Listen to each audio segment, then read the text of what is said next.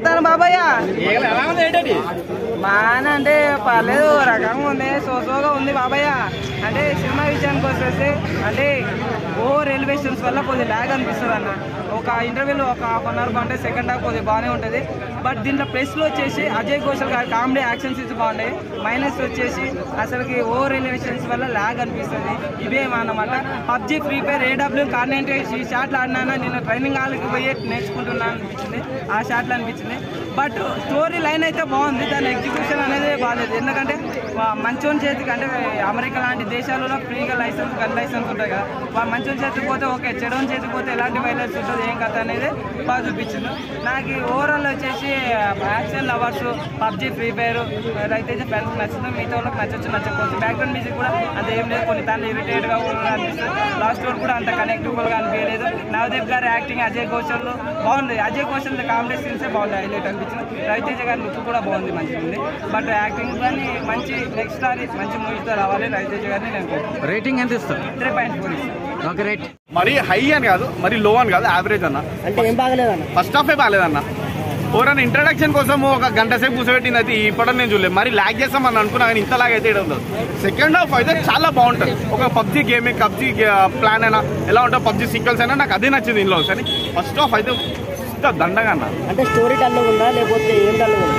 స్టోరీలో ట్విస్ట్ ఉంటుంది. ఆ ట్విస్ట్ ఎలా ఉంటుంది అంటే మనకు ఒక తన వైఫ్ అయినా ఉన్న వ్యక్తి అన్ఫార్చునేట్గా సిచ్యువేషన్ ఉండడం వల్ల కర్మ అని చెప్పి చూపిస్తాడు. ఆ విధంగా ఉంటుంది అన్న స్టోరీ. అనుపమ క్యారెక్టర్ ఇంపార్టెంట్ రోలే అన్న, కాదని అంటలేను. నవదీప్ అన్న కూడా ఇంపార్టెంట్ రోలే. క్యాప్టెన్ అందరికీ స్క్రీన్ ప్లే కరెక్ట్ అందరికి ఇచ్చాడని కొద్దిగా స్టోరీలు అన్న బడ్జెట్ అనేది లేదు, మీడియం ఉంది. అండ్ మెయిన్ థింగ్ డైరెక్టర్ అన్న నువ్వు మేబీ సినిమా షూటింగ్ ఎక్కువ చేసాడు కంటే పబ్జీ ఆడినా ఎందుకు అదే ఎక్కువ సీక్వెల్ ఉంది, అదే పెట్టినా అనిపిస్తుంది అన్నాను. మొత్తం ఓవరాల్ గా జాన్ విక్ టైప్ ఉందంట కదా మూవీ. జాన్ విక్ టైప్ అట్లా ఏం కాదు అన్న. ఓన్లీ పోచింగ్ కి ఇన్నోసెంట్ నాప్స్ వాడే చేసింది కింద మాకు అడగక ముందే. కేజీఎఫ్ మించే గన్లు పెట్టిరన్న. కానీ కేజీఎఫ్ లో నేను సినిమానన్నా యాక్షన్ ఫిల్మ్ గ్యాంగ్స్టర్ అన్నట్టు చూపించాడు. కానీ ఇలా ఇది ఒక డిఫరెంట్ గేమింగ్ జోన్ అన్నట్టు చూపించాడు. యావరేజ్ అన్న. చూపెట్టింది ఇంకా వచ్చేసా. నిజంగా ఒక జాన్ విక్ సిరీస్ చూసాము పార్ట్ 4 వరకు. ఎంత బీభత్సమైన యాక్షన్ సిరీస్ లో ఉంది. వినండి, జాన్ విక్ సిరీస్ చూద్దాం. ఎంత బీభత్సమైన యాక్షన్ ఉంటుంది. యాక్షన్ సీన్ స్టార్ట్ అయినప్పుడు అలా అనిపిస్తుంది మనకు. మళ్ళీ ఇది జేమ్స్ బాండ్ లో వెహికల్స్ కి డిఫరెంట్ గా అవి వెహికల్స్ నుంచి ఆయుధాలు రావడం అలా చూసాం కదా. అలా ఈయన కోటలో వెహికల్స్ నుంచి ఆయుధాలు అంత బాగా వస్తాయి. నిజంగా చాలా బాగా అనిపిస్తుంది యాక్షన్ సీన్స్. రవితేజ మూవీలో అయితే నాకు బెస్ట్ అనిపించింది. కొత్తగా అంటే లవ్ స్టోరీ. ఇది ఇలా కూడా లవ్ చేయొచ్చు అన్నట్టు డిఫరెంట్ గా లవ్ స్టోరీ చాలా బాగా అనిపించింది. స్టోరీ చాలా బాగుంది నిజంగా. ఇప్పుడు వెబ్ సిరీస్ లో మామూలుగా title next part next episode ఇది టైటిల్ అని చూపిస్తాం కదా. దీంట్లో కూడా టైటిల్స్ అక్కడక్కడ చూపెడతాడు. నెక్స్ట్ ఇది వస్తుంది, ఈ పార్ట్ ఉన్నట్టు. సాంగ్స్ ఎలా ఉన్నాయి అలా చాలా బాగుంది. ఇంకొకటి ఇది గన్ కల్చర్ నుంచి చాలా బాగా చూపెట్టాడు. అంటే అమెరికాలో ఇయర్లీ గన్ ఫెస్టివల్ జరుగుతుంది కదా. 15 years బ్యాక్ చెడుగా అక్కడ 18+ మీలాంటి మాలాంటి వాళ్ళు గన్స్ కొనొచ్చు. గన్ ఫెస్టివల్ ఇయర్లీ అంటే అంత సేఫ్ లేదు. అంత వేరే విషయంలో హైలీగా ఉన్న అమెరికా ఆ విషయంలో సేఫ్టీ విషయంలో అంత ప్రాబ్లం ఉంది అని అప్పుడప్పుడు న్యూస్ లో చూస్తున్నాం కదా. అక్కడ టీచర్ మీద కాల్ చేస్తారు, వాళ్ళు వచ్చి వీళ్ళు స్టూడెంట్స్ చంపారు గన్స్. అంటే 18+ వాళ్ళకి ఎందుకు చేస్తారు. అది మంచి మూవీలో ఇది అమెరికా లాంటి కంట్రీలు ఇంకా వేరే కంట్రీలు కానీ చాలా బాగా చూపెట్టారు. గన్స్ ఎలా మిస్యూజ్ చేస్తున్నాడు అంటే వాటిని ఆపడానికి రవితేజ ఎంత వరకు తెలుస్తారు. సూపర్ గా అనిపించింది. ఆయన వైఫ్ క్యారెక్టర్ కానీ అనుపమ ఇన్వెస్టిగేషన్ చాలా బాగుంది. సూపర్ గా అనిపించింది. లేదు అలా కాదు, సంక్రాంతి ఇది షడ్రుచుల పచ్చడి అన్నట్టు 4 సినిమాలు అలాగే వచ్చింది. అయితే బాగుంది. అంటే యాక్షన్ సీన్స్, ఎలివేషన్ సీన్స్ చూసే వాళ్ళకి బాగా నచ్చుతుంది. డైరెక్టర్ గారు అయితే కానీ డిఫరెంట్ గా చూపెట్టింది సినిమాలో. అంటే బాగా ఎలివేషన్స్ ఇచ్చిండ్రు, బాగా సినిమాలో యాక్షన్ ఎలివేషన్స్ బాగా ఇచ్చింది సినిమాలో. సినిమా బాగా నచ్చుతుంది. అంటే యాక్షన్ ఎలివేషన్స్ కోరుకున్న వాళ్ళకి సినిమా బాగా నచ్చుతుంది. స్టోరీ ఫస్ట్ హాఫ్ స్టోరీ ఉందంటే మొత్తం సినిమాతో ఎలివేషన్ అయితే ఎలివేషన్స్ పరంగానే సినిమా స్టోరీ మొత్తం పోతుంది. కార్యక్రమంగా సినిమా బాగుంటుంది. అయితే అంటే comedy entertaining, action comedy entertaining, mass songs అవి ఉంటాయి కదా. దీంట్లో మొత్తం యాక్షన్ సీన్స్ సీన్స్ ఏమంటాయి, ఎలివేషన్స్ యాక్షన్ సీన్స్ బాగుంటాయి. ఫైట్ చూసి elevations action scenes fight scenes చూసే వాళ్ళకి సినిమా బాగా నచ్చుతుంది. సినిమా అన్న ఇప్పుడే నేను సినిమా చూసి వచ్చిన. సినిమా మాత్రం రవితేజ కెరీర్లో బిగ్గెస్ట్ హిట్ కొడతాను అనిపిస్తుంది. రవితేజ లుక్కి ఈ సినిమా ఇప్పటి వరకు చాలా మంది ఈ సినిమాతో రవితేజ అయిపోయింది ఏదేదో చాలా మాట్లాడతారు. ఈ సినిమాతో ప్రతి ఒక్కరికి సమాధానం చెప్తాడు.